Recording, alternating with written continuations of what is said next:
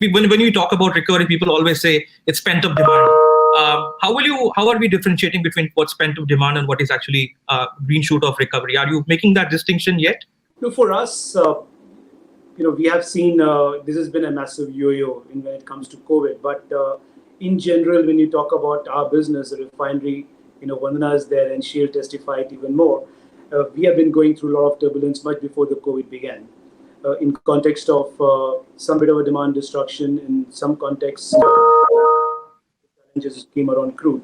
So now coming into the era where we all were in the unprecedented seemed to be norm, which is the COVID, definitely, one of the huge paradigms everyone uses is that, India is always the center point of core to the fuel demand. That took a massive, massive beating during the lockdown.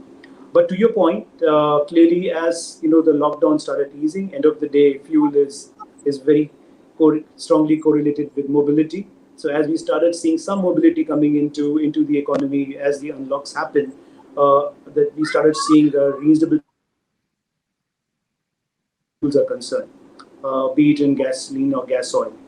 Of course, during the course of the COVID, because there were these very strong government-supported programs of ensuring that people were getting, LPGs, all the food and the kind of fuel was being supplied. So LPGs kind of in some form during the course of the COVID sustained itself.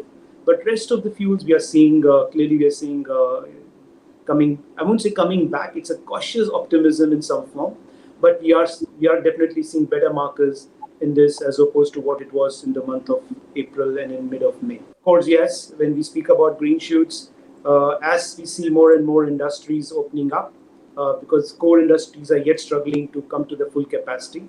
But as we see those opening up, I'm sure we will start seeing some resonance and demand coming back to the pre-COVID levels.